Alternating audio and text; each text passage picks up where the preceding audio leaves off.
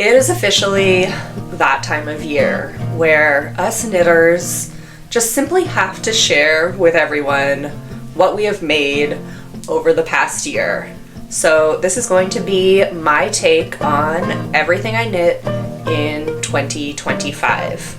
Now, how I want to do this is I want to try on everything that is try-onable that I have knit. I want to talk a little bit about it, maybe talk about what was going on in my life while I was making it, and hopefully show you a little bit of me wearing it out in the wild. My name is Charlotte, and on my little corner of the internet I go by California Pearls. If for whatever reason you think that you might like this video or this type of video, please feel free to like it or to subscribe, but you know, only if you want to and only if this is the type of thing you want to see more of. Truly no pressure. I am currently sipping on a cup of tea. This is English breakfast, just to give me like a little bit of caffeine and energy. I am currently standing in front of my most recent project, which is a wall of yarn, projects I've got going on, more yarn, scraps of yarn, knitting books, and most importantly, my stack of everything I knit in 2025. I made my first one of these videos last year, everything I knit in 2024, and last year I knit 22 items, and I thought that was awesome. I was very, very proud of myself, and I was like, I'm definitely gonna top that next year. And I am here to tell you, this year I knit 15 items. So, you know what? It really isn't about quantity, at least not for me. Like, go on, girl, if you can knit for 40 sweaters a year, go for it. But I am a girl that loves to cast on. I am what I would consider a very polyamorous knitter. I have a lot of projects going on all at the same time. So what I have classified as everything I knit in 2025 is simply everything I finished in 2025. Some of these things were started in like 2023. We are going to go through the 4 garments that I knit for myself, the 6 pairs of socks, 1 accessory, and 4 gift knits that are all little garments for, I was gonna say little children, but some of them are also garments for older children. Those ones I will not have to try on because they have been gifted and given away, but I will show you photos of them because I think I have photos of all of them. Without further delay, let's just get into trying on my knits and talking about them. We're just gonna dive right in with garments. Like, we don't need to fluff around. Let's just get right into it. So the first garment that I want to talk about, I knit mostly over the summer. Here she is. This is the Moonset Slipover by Ozetta, and I knit it in some summery yarns. There is hemp and linen and cotton in here. I held 2 yarns together. One was BC Garn Lino, which was the linen, and the other one was Elsbeth Lavold Hempathy. I don't remember the color names, but I'm going to put as much as I can, designer names, yarn I used, colors, down in the description. I'll do my best, but there might be a few things that I have forgotten over the year, but for the most part, if I don't mention it verbally, you can check out the description for more details. So this one I love. I actually was inspired by a sweater vest that I rented, and I was like, I need to make that but for myself, and so that's how this was born. Now, I love it. I will say it did end up being a little bit more oversized for me than I had anticipated, but that's okay. I just wear it with this little like crop top tank top thing I have, which I think looks good with it. And I wore this to Flock Fiber Festival this year, which was in August in Seattle. So it was a pretty warm time of year, and it was perfect for that type of event. You know, a lot of people, a lot of bodies, it was warm, and this is very breathable. Not to mention, very bright, so my mom, who I went to the festival with, could always find me. That's what this reminds me of. Going to Seattle, going to Flock Fiber Festival for my first time. It was actually my first fiber festival ever. In case you're wondering what's going on with my hand, I broke my 5th metacarpal. And so there's like a little casty splint thing under here. I just wanted it to look cute, so I covered it with this yellow thing. Because ace bandages are just not a cute look, you know? They don't go with my vibe. That is the first one. Now for number 2. This next one is my second summer warm weather knit that I made, and it is the Sunshine Tee by Andrea Gaughan. I knit it up in Anzula Luxury Fibers Breeze in this gorgeous purple color. I held it double because it is a lace weight yarn, I believe, and I'm obsessed with this shirt. Look how good it is. Like, look how good the fit is, the color. I love the amount of positive ease, just enough, but not too much. This gorgeous one I knit throughout the summer, and then I actually wore it this fall in September to the Lambtown Fiber Festival. So this was my Lambtown fit, and this might be one of the things I'm like most proud of knitting, perhaps ever. It was on really tiny needles, and it was a commitment to get all the way through the body of this, but I did. I love like the neckline details, and I just love the construction. If you want a well-fitting garment, I would go for Andrea Gaughan. Now, I will say this is only my first item of hers that I've ever knit, but I have my eye on a lot more of her patterns because she's got something unique going on. Good fit, size inclusive, gender inclusive. We love. How's number 2? Next up, we're gonna move on to my 2 sweaters. Next up, we've got the Monday sweater by Petite Knit. I knit this in Cascade 220 fingering and a Lana Grossa mohair, and I would highly recommend Cascade 220 fingering plus a mohair if you want a soft and fluffy and luxurious but still warm sweater.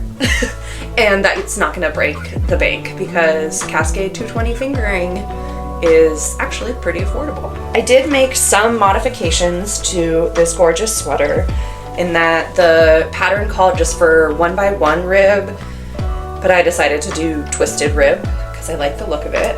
And that is why this was not in everything I finished in 2024. It's because I was still working on the end of this ribbing, and so I carried it over into 2025, and I think I finished it in like, you know, I can't remember when I finished it, but I remember I got to wear it in the spring a little bit on a trip I took up to the California foothills, and then I also just wore it a lot, like every single day on my birthday knitting retreat that I took myself on when I went to a treehouse in Oregon. And this, I think, this sweater will always remind me of that trip now because it just suited that trip so well. The color, it was the perfect temperature, and it's just gonna remind me of staying in my little treehouse getaway with my dog, hunting for banana slugs, and knitting my days away. That's Monday. I love the length of her, like slightly cropped but not too cropped. Good for like a little French tuck if I wanted to do that. And the length of the arms is absolutely stellar. I love the amount of positive ease. Once again, fantastic amount, but not too much. So I would say this was a huge win. This and this, I think, were two of my biggest knitting successes that I've ever had. if we're being honest. Okay, oh, I love the color of this sweater so much, but it was, I must say, kind of a fail. This is the Step by Step sweater by Florence Miller that I started as a knit along with my sister who wanted to knit her first sweater. She's still working on hers, but we know how long it takes to knit our first sweater, right? But I thought we should do the same pattern. Chose this one because free pattern, free YouTube tutorial. I knit it in a strand of linen quill by Purl SoHo, and then a chunky mohair, which I can't remember the brand right now, but it was like a thicker strand of mohair. And my plan for this was I wanted a really big, oversized sweater that I could wear with leggings, and like it would be cute. I want it to be long, cover my butt. It does it, but I think I'm also just drowning in it. And I think it might be cute or cuter if we were more like that. All I have to do is, you know, rip back and then knit some ribbing, but I don't know when I'm gonna get around to it. It reminds me of when I took that trip in the spring to the foothills. I spent a lot of time in my hammock knitting on this sweater. It was like early spring. There was like fresh green grass. All the little birdies were coming out into the world, and I just sat there and listened to them and knit on this gorgeous sweater. It will remind me of that. Here she is. And that is all the garments that I knit for myself. However, I do want to quickly talk through the garments that I knit for some younger folks in my life. This year I knit 4 gift knits, all for children between the ages of 2 and 14. And the first one that I want to talk about I made for my little niece, and I will put in pictures, but it is the R Hoodie by Tanis Lavalley. I think that this is one of the best possible patterns that you can knit for a kid.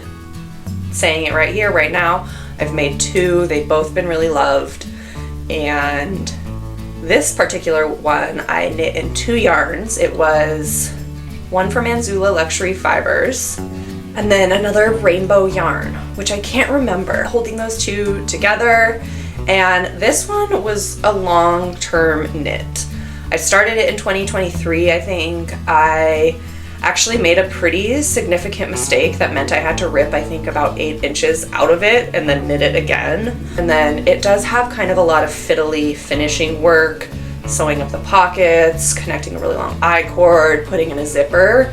So it just took longer than I wanted it to, but the finished product I love, and I think it is so cute. If you want to know more about these gift knits, there's a video it's titled like Block Party or something, where I block 3 of these 4 things that I'm going to talk about. I highly recommend checking out that video if you want to like see me hold the items up. I'll hopefully link that down below too. Okay, I have to take this off. Getting too hot. Okay, now I think I have little fuzzies and mohair all over me, but it doesn't matter. It doesn't matter. It is what it is. The next gift knit that I knit for a kid, a youth, if you will. That's so terrible, a youth. I knit for my 14, at the time 13-year-old niece, and it is a Stockholm Slipover by Petite knit. I knit it in a fun sock yarn. I think it's Plymouth yarn Happy Feet, which I heard was discontinued. And then I held it with a pink, I don't think it was a mohair, I think it was an alpaca. So these 2, one was like really speckly and one was just fluffy. These 2 yarns, little cute V-neck sweater vest moment that I actually ended up giving to my niece on Valentine's Day. It really worked out. I love that one. I wish I had some better pictures of it, but I don't, so, you know, what you gonna do? Finish that one. And then, for the same niece, it is now actually the next day. As you can see, I am wearing something different. I just ran out of storage on my phone and the video cut off and I didn't realize it until too late, and then I was like, you know what, I just have to wait till tomorrow when there's good lighting in here again, because I have bought like an artificial light, but it's not cute. I like to use natural light if I can. So anyways, tangent, but we're gonna get back into the knits and right where we left off, which was with kids knits, and I was talking about the ripple bralette that I knit for my niece. Put my mocha down.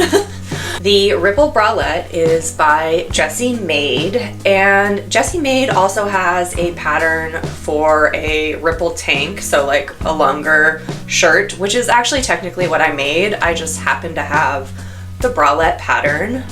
I knit this in La Bien-Aimée Super Sock in the color Fluoro Morganite, this insane, gorgeous neon pink, and I lengthened it so it would be a full tank. I just continued the 3x3 or whatever the ribbing was all the way down, and I also modified the straps.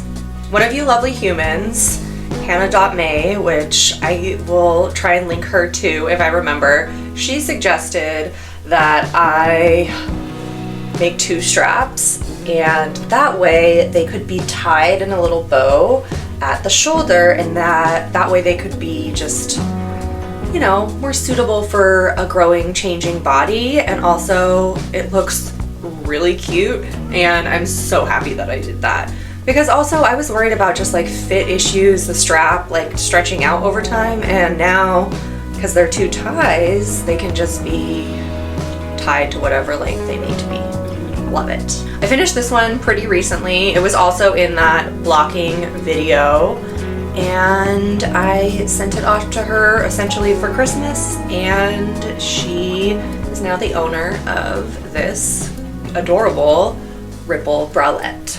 And then last for my kids knits, I knit the cutest little cardigan for a little 1-2-year-old. I knit the Holger Cardigan by Petite Knit in a ton of just fun, different sock yarns that I held double to get like a mostly worsted gauge. I knit this for a little cutie that I met for the first time in 2025, and I am so lucky to get to know this little soul, and I was so happy that I was able to make her this striped cardigan for her 2nd birthday.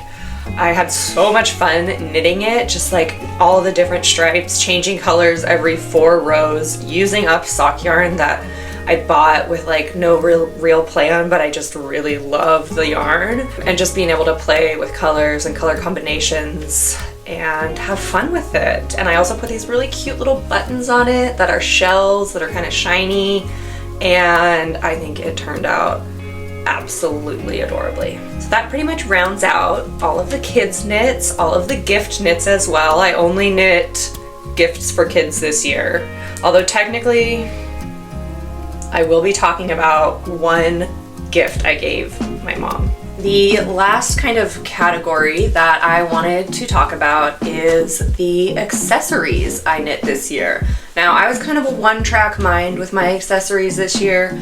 I knit 6 pairs of socks and 1 hat.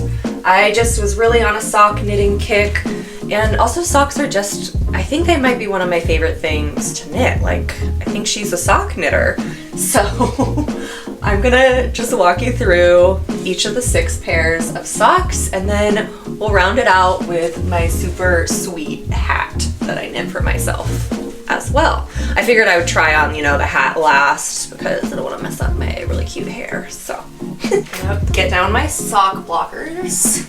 I love having a place to hang these guys. They're such an awkward thing to store, and this is so perfect. I'm gonna put each of these pairs of socks on the sock blockers, and we're gonna chit chat a little bit about them. First up are these Seafarer Socks by Summer Lee. They're actually out of this book, The Sock Project. They're that pair of yellow socks right there. And I started them last year on my birthday trip in 2024 when I went to the Redwoods near Santa Cruz, and I went to Monarch Knitting in, I don't think it's in Santa Cruz. Is it in Monterey or Carmel? Anyways, it's in there. And I got this Coats & Co. yarn in the color Electric Yellow, and I cast on this pair of socks while I was staying in a tiny house while it was pouring rain underneath the redwoods, and I could just hear the rain all around me. And that is really what these socks remind me of. But I also just have had a lot of fun wearing them, pairing with them with outfits for just a cute little pop of yellow. And the pattern didn't call for these stripes, but I just wanted a sporty little stripe, so I put those in there. Quick disclaimer, these socks are not clean. They're not dirty and really gross. They were washed actually very recently, but I have been wearing them for the cold season, and it just wasn't time to wash them all yet. Wool socks can last a bit before you wash them. Mostly what they have on them is dog hair, and then the bottoms are just not perfectly pristine. But what you gonna do? They're still great, and I still absolutely love them. First pair of socks. These are our next contenders. What are they contending for? I don't know. This gorgeous pair of socks are just some vanilla socks, basic sock pattern that I can't remember the yarn. I'm gonna try and hunt down the ball band and maybe try and figure it out, but it might remain a mystery to all of us. I knit these just so I could have a really rad pair of rainbow socks, and I got so much wear out of these this year. These are my camping socks. I mean, I take a lot of my socks camping, but these ones, oh my gosh, so warm. You can pull them up high, you can slouch them around your ankle, so they're basically like double, triple warm. And they're just so stinking fun. I remember wearing them this year when I took a solo camping trip out to the Mendocino coast, and I remember wearing these camping and sitting by the campfire. Second pair of socks. Next up is another pair of vanilla socks. However, these socks I kind of call my silly vanilly socks because they're vanilla socks, but I find them to be a wee bit silly because I have used 6 different colors for the cuffs, the heels, and the toes. And this yarn is just kind of silly, right? Like, it's fun, it's variegated, there's a lot of color, there's a lot going on. And I knit these slightly long, so there's a little slouch that's going on, and they look really cute with a little sneaker moment. They are knit in Comfort and Joy yarns, a hand dyer out of Sonoma County in California. I had so much fun knitting on these in September when I went to Montana, and I went to Glacier National Park and the surrounding area. I literally knit these on a chairlift, on the top of a mountain, by a lake, I think on top of a mountain overlooking a lake. Like, these have seen some things. They've also seen a lot of airplanes. That's why a pair of vanilla socks is the best, right? This is, I guess, just the vanilla sock parade. These vanilla socks are basically anything but vanilla. They are this super fun self-striping yarn by Mustache Yarns that I bought at Bliss Yarns in Nashville when I was there visiting my same friend that I went to Montana with. These will make me think of Nashville, and they also were the socks that I decided to knit during the month of June for Pride Month to just, you know, have a personal pride celebration with a pair of rainbow socks, and now I can wear them and feel, you know, queer and rainbow and cute. and they might be one of my favorite pairs of socks I've ever knit. I have this pair of clear rain boots that I wear these with, and they just look incredible. And every time I'm like, it's raining, I'm like, I could wear different socks, but like, I really just want to wear those with the boots, you know? I'm truly obsessed with these guys. Next up, we've got some texture. These are the Petal Drop socks by Florence Miller, handmade by Florence. And they are a ribbed sock, but within the ribs, there's this cute little lace pattern. This sock pattern is available for purchase. Florence does offer codes, so you can get it like 50 to 100% off. I knit these in the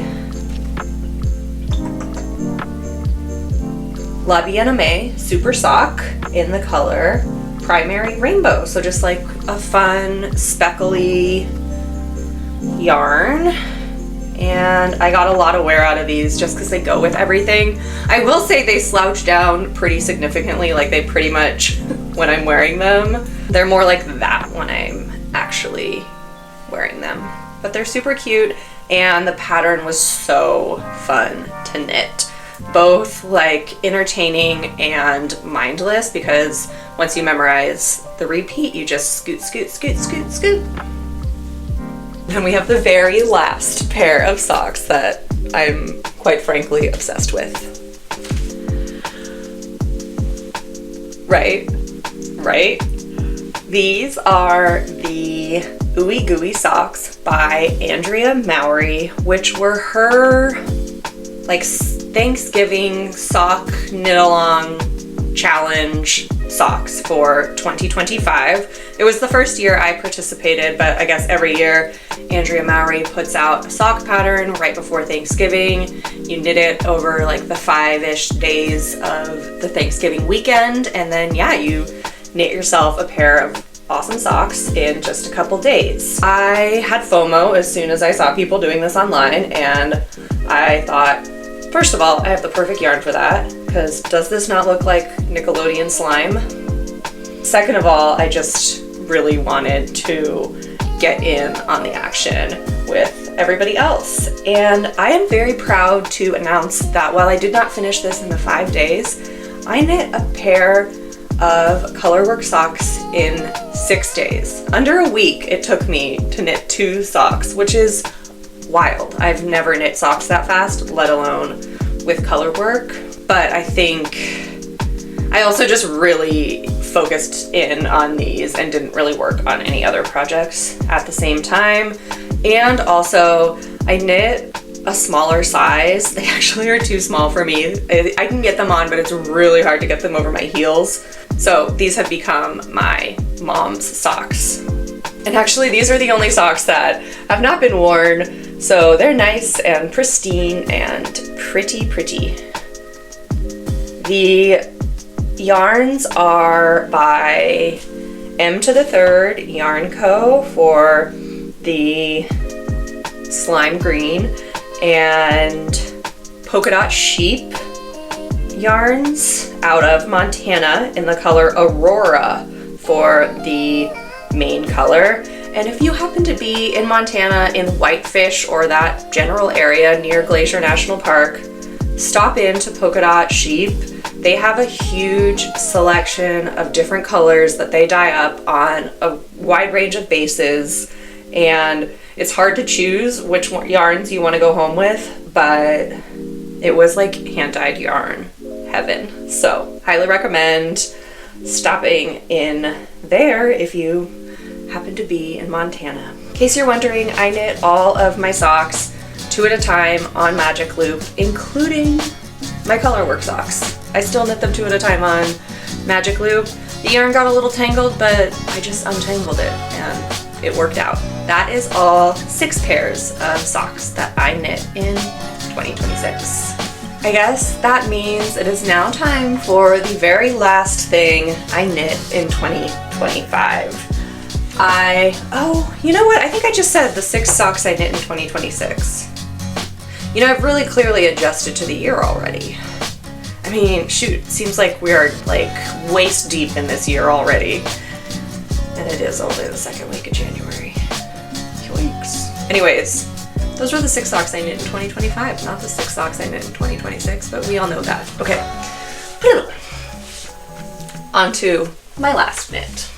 This is the gorgeous, I'm gonna do it right now, Musselburgh Hat by Ozetta that you knit starting at one side. I actually started at this side, so I'll do that. With just a few stitches, you increase for the crown, and then you knit a super long tube. And then you do crown decreases on the other side. Now obviously like this doesn't really look like a hat, but you then fold it inside itself. So you have a double thickness hat. And then I make mine long enough so that I can also fold up a brim on them. And then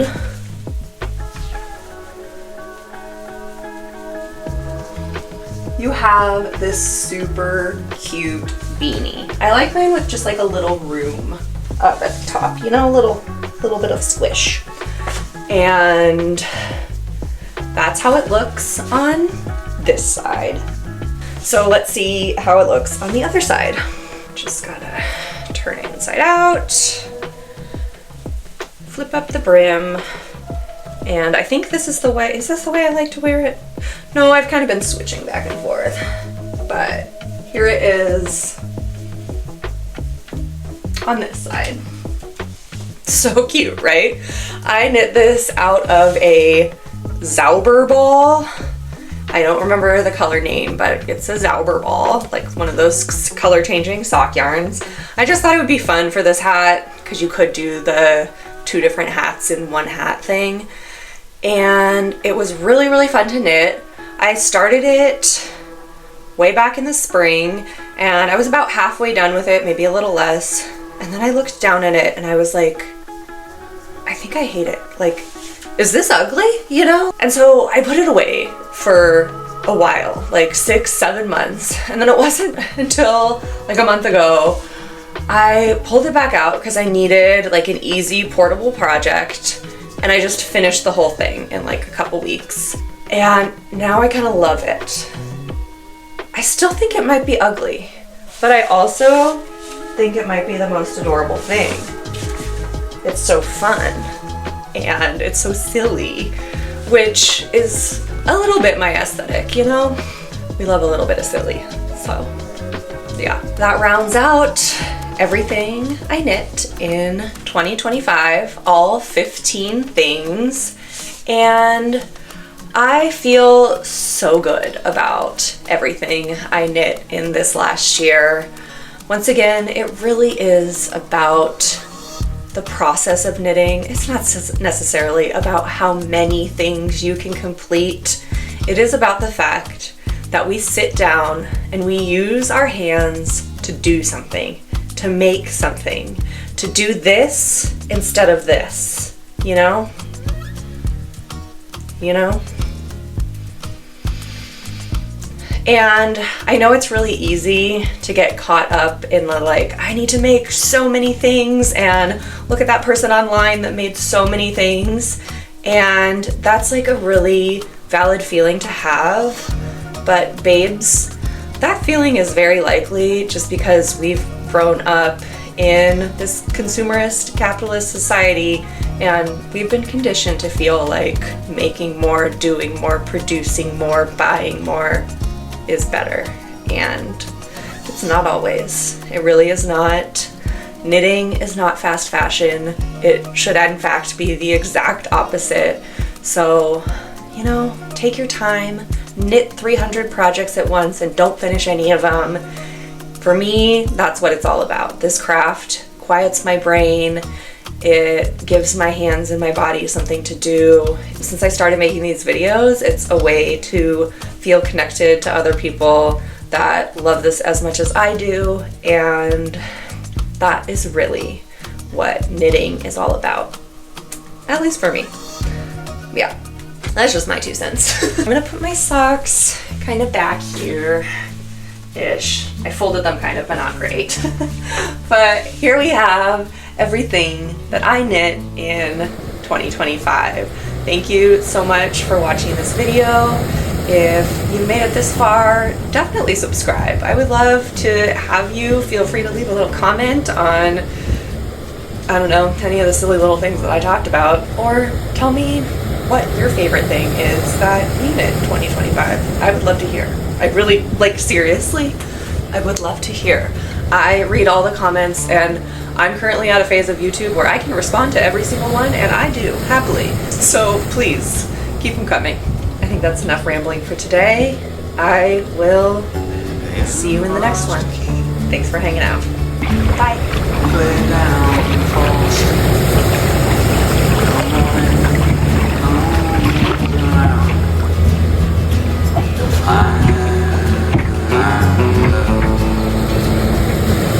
I still keep me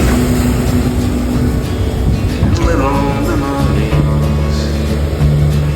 The ones that stick around are the most bittersweet.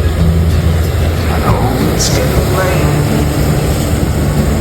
The night is full of such mistakes. I was hoping that you might